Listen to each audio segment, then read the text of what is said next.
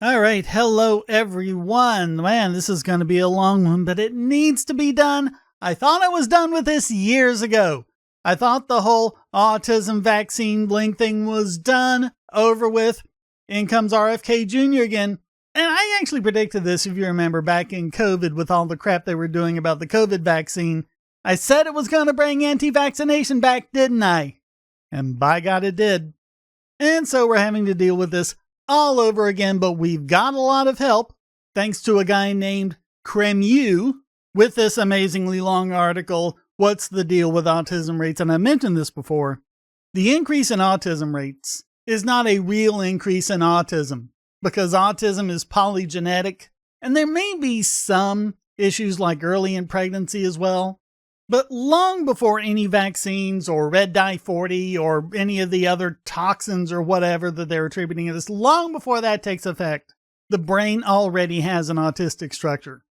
So this is really long because it's really thorough. So I'm not going to go over all of this. I'm just going to hit some highlights and then let you go through and use this as a reference to just debunk this wherever you can.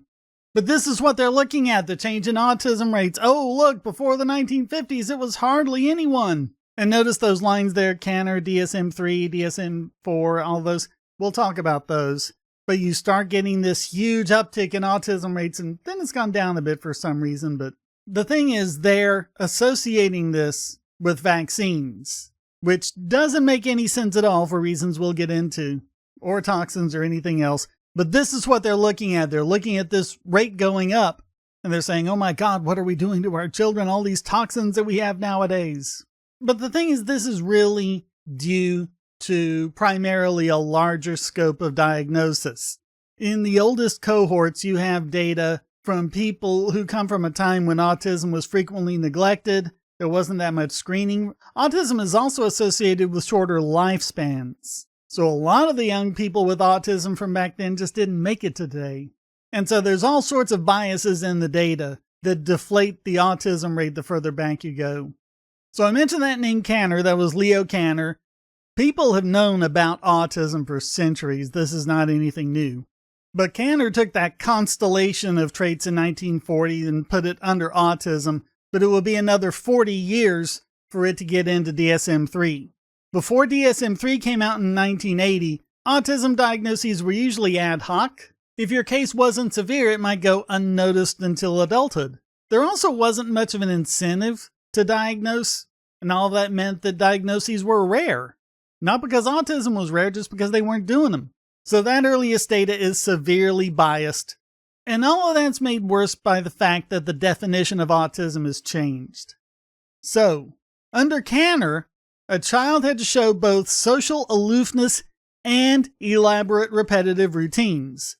The problem is the social aloofness is usually only observed in the mentally retarded children with low IQs, but repetitive routines require substantial cognitive ability, and so the overlap between them is very low.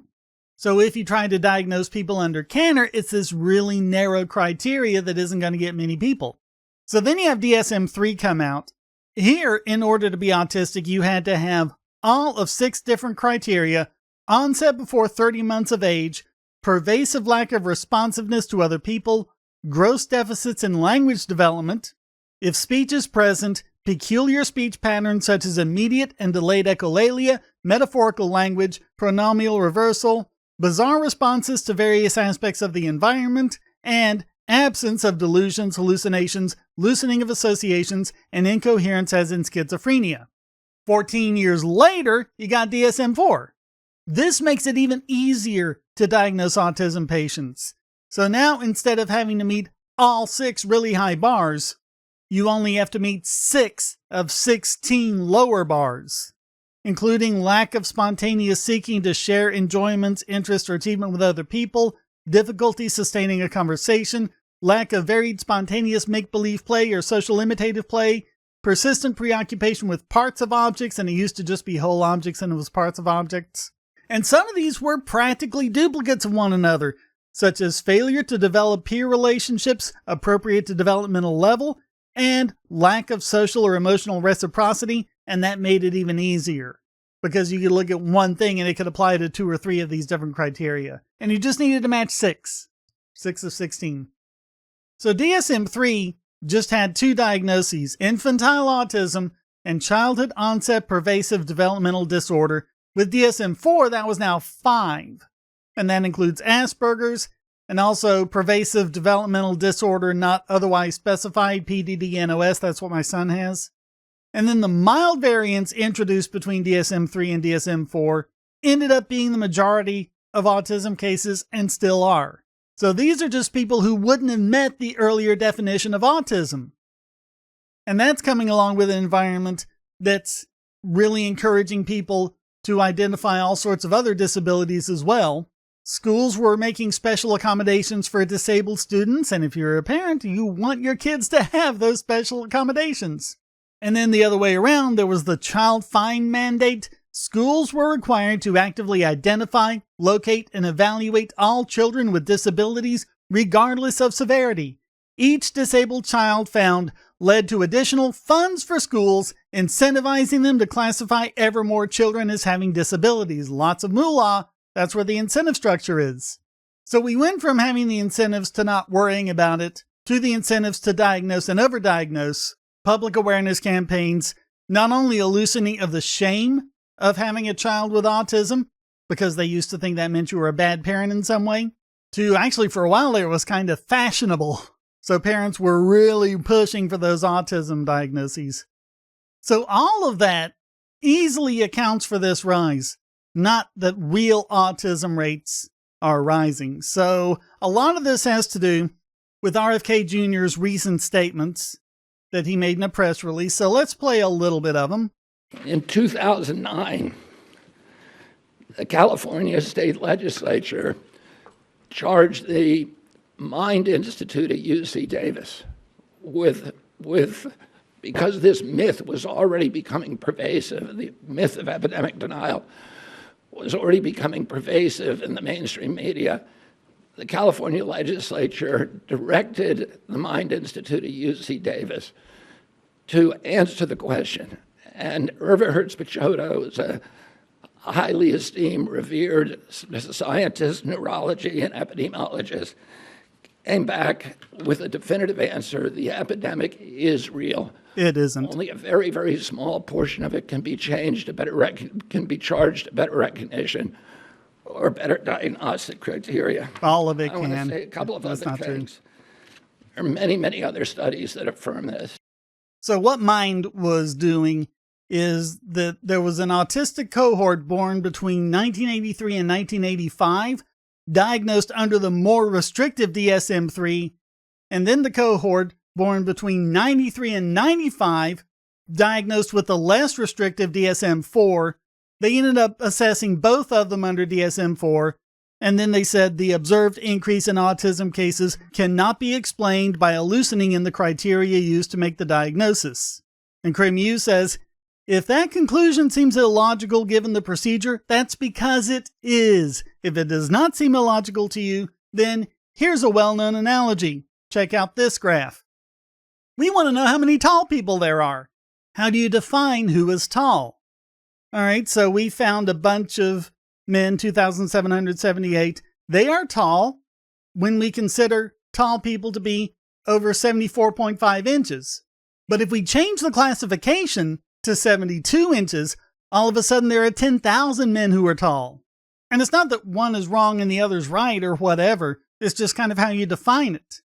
So when you have studies who apply Kanner's original criteria to more modern samples of autistic children, the ones that were earlier classified under Kanner were also classified under DSM, but only about 40% defined as autistic by DSM met Kanner's more stringent criteria. And then with the release of DSM-5, it was about a fifth of the children classified as autistic under DSM-4 that did not meet the criteria under DSM-5. And the more severe the diagnosis, the more the two standards agreed. So they're all finding the severe cases. It's just those less severe cases that's making all of these additional numbers. And that's important. And they also make a big deal out of the scale of it. Oh, just look at how big it is. It's so big, it just can't be a minor little change in diagnostic. Yes, it can. Yes, it can. And as Cremieux points out, a large increase is biologically implausible, whereas a diagnostic change is something we know for a fact can cause major changes in diagnosis numbers. And you've got the data schools collect to report for the Department of Education for IDEA compliance. Autism wasn't an IDEA report category before 1991 and 92, and even then it was entirely optional. And then you have other IDEA categories. They went up by a large amount for similar reasons, including traumatic brain injuries, developmental delay, all sorts of others. Not driven by any sort of environmental cause or shift in genetics, no outbreaks of people being smacked across the head getting traumatic brain injuries or anything like that. It's just about increased use of a reporting category. It's a shift in reporting. And so in Massachusetts, their IDEA reporting changed a lot. From 92 to 2001, they had the country's lowest rate. In 2002, the rate they reported went up by 400% in a single year because they started actually counting the number of students with disabilities rather than attempting to infer their number from the ratio based on the portion of the students in each category. They were actually counting them instead. And they did not claim that that massive increase meant that autism had actually become far more common in a single year. Instead, they explained to Congress that the numbers would keep going up by large amounts for several years as districts better understand how to submit their data at the student level, and all districts directly comply with the new reporting methods, and that happened all over the country. But what they're looking at is just the same kind of fallacy we've seen. The lines are going up together. Age-resolved snapshots of autism rates and constant age tracking estimates substantially agree. If the slopes are the same, then the rise must be real. And I do like this one X post from Simon Meshling. I'm not sure if I pronounced that right. But look at it. Autism diagnoses go up with organic food sales. Hey, Kennedy, you gonna ban organic food? Man, you can find all sorts of spurious correlations like that. It's hilarious.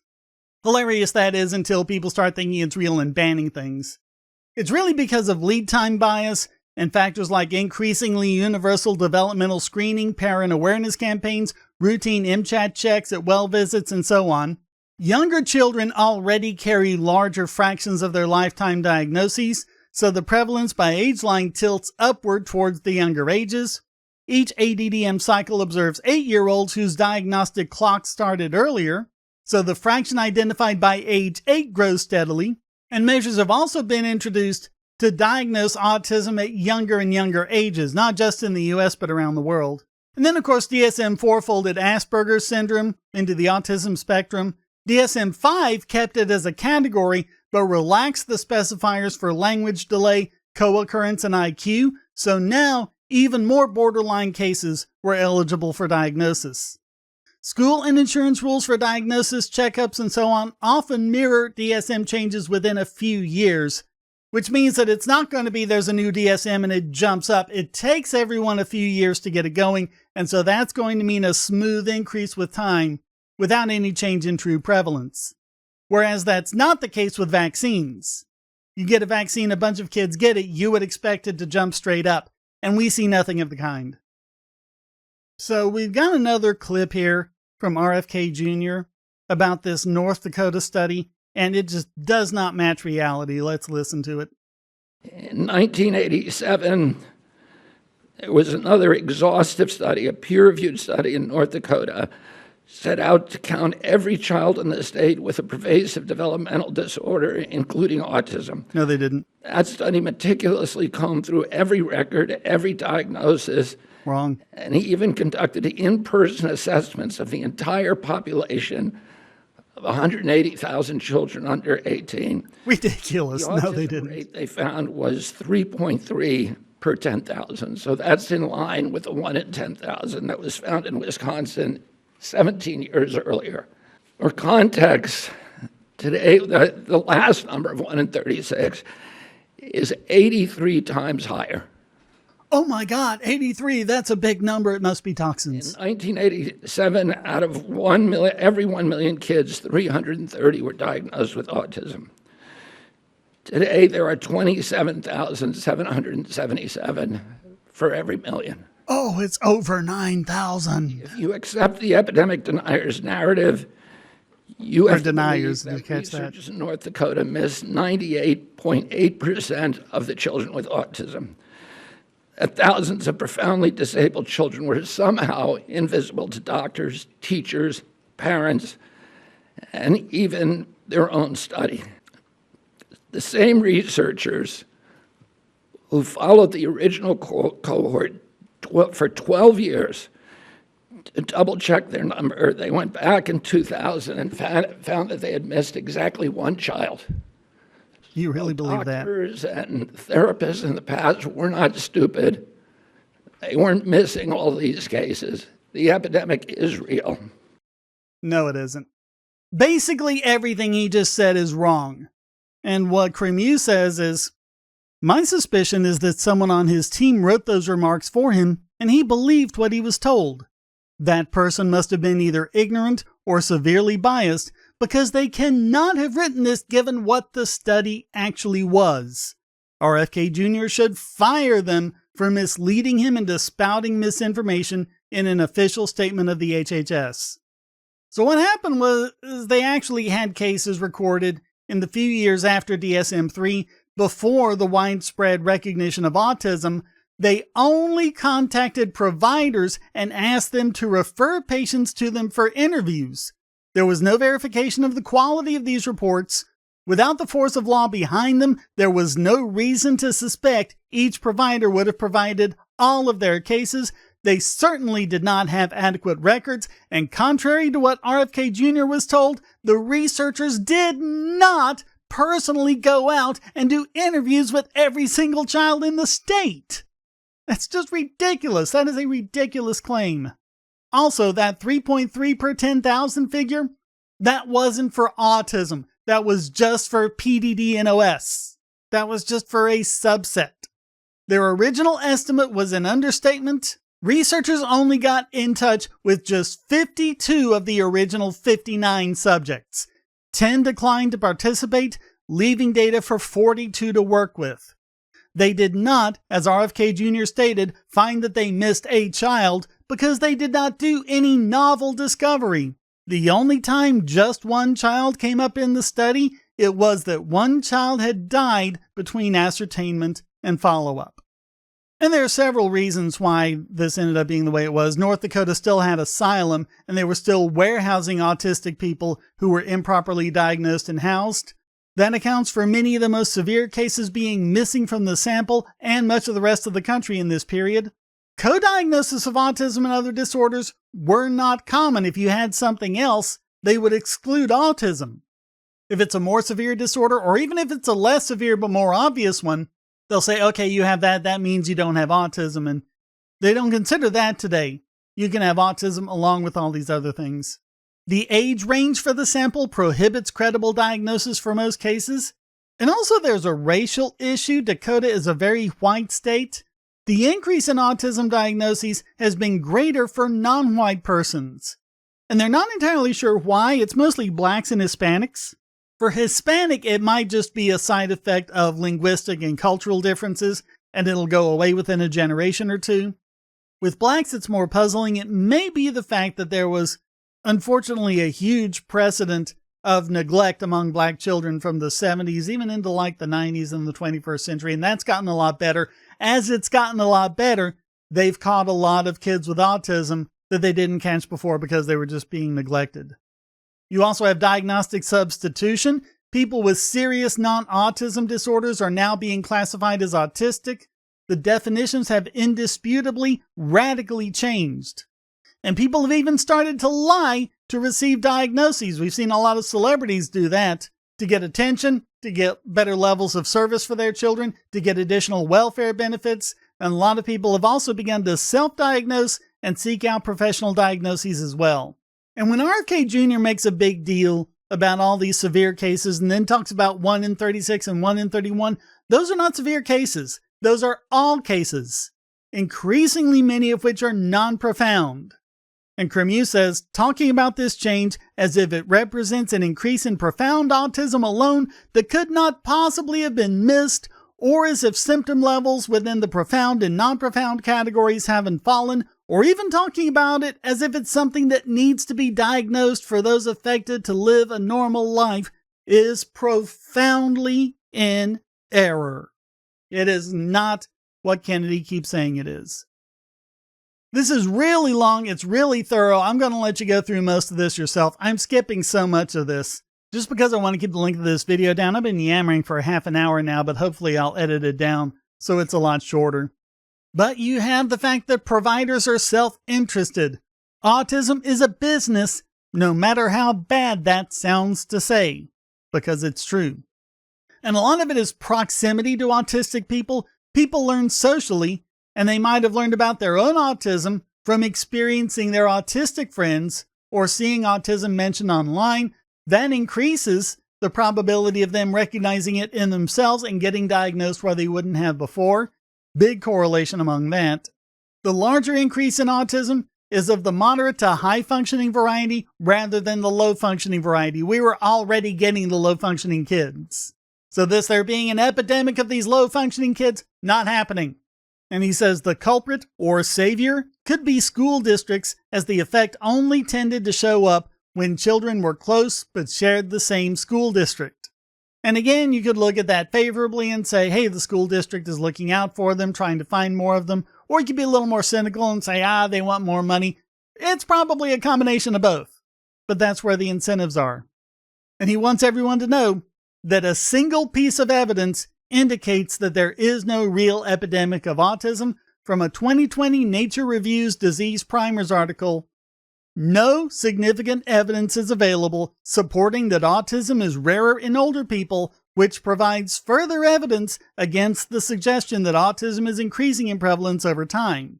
The most major misconception in attempts to diagnose the causes and reality of the autism epidemic is this: that it's much more common among kids than adults. Active case-finding expeditions virtually all concern children and children alone, with adults given short shrift and, at best, being classified as autistic based on their rare opportunities to obtain a diagnosis earlier in life or through self-selection. Diagnoses are simply not a workable criteria for understanding prevalence. And he says, so remember this: there is not, and has never been, any credible evidence for a real epidemic of autism or for any of its proposed environmental causes. Answering the question of if there is a real autism epidemic has provided a complete answer to the question of why there might be. And he mentions a lot of the now falsified proposals for why this might be: using acetaminophen during pregnancy, epidural use at birth, infection during pregnancy. Some people are blaming ultrasounds, and of course vaccination. And Cremieux says, the theory that autism is driven by vaccines makes no biological sense, fails to comport with the well-known extreme heritability of autism, and predicts nonsensical things given the expansion in diagnosis rates over time. And like I said earlier, if it had been vaccination, then it should be non-linear. When you get a new vaccine added to the childhood vaccination schedule, the overwhelming majority of people get them immediately. So why does the autism diagnosis rate keep climbing steadily? There should be a jump there when that happens. Or you remember when they were blaming mercury in thimerosal and they demanded that that be removed? They removed it. What happened to the autism rates? Nothing. There's no statistical plausibility to the autism vaccine link. That there simply is no statistical link in large cohorts is therefore unsurprising. That there is definitely no causal link as discerned with sibling studies is doubly unsurprising. And I'm just going to go ahead and skip down to his last paragraph where he says, there is no autism epidemic, and there never was. There are no responsible toxins to remove from the food supply or chemicals to purge from the water or the air. If we cannot get this right, I doubt we'll be able to do anything else any better. But the thing is, it's a different focus. It's a different type of insanity. But this is the kind of dumbness we've seen from government healthcare all along, right? From literally everything being classified as causing cancer by the WHO to all of the stuff we've talked about with the WHO and the CDC, from the so-called opioid epidemic to the lies they've told about vaping to the lies they've told about guns, all sorts of things. The actual facts may change based on the political motivation of whoever's in charge, but it's still the same idea. And it's still the same solution. Get government out of healthcare. We need an absolute separation of medicine and state. Thank you so very much for watching. Comments for the Common God, shares for the Share Throne. Please hit like, subscribe, and the bell, and of course, donate.bogosity.tv. Keep me doing this. Keep sharing these videos because that helps them get a little bump in the algorithms, and share the article too because people need to see this. Read the article yourself. There is so much more. I just kind of touched on the highlights. Make sure all of this gets around and support me any way you can. One-time donations with PayPal, Venmo, or cryptocurrency, or become a supporter at Patreon, Subscribestar, or Discord. Get these videos early and ad-free. Participate in the AMAs and live streams. Thank you so very much. Until next time, stay strong and be free.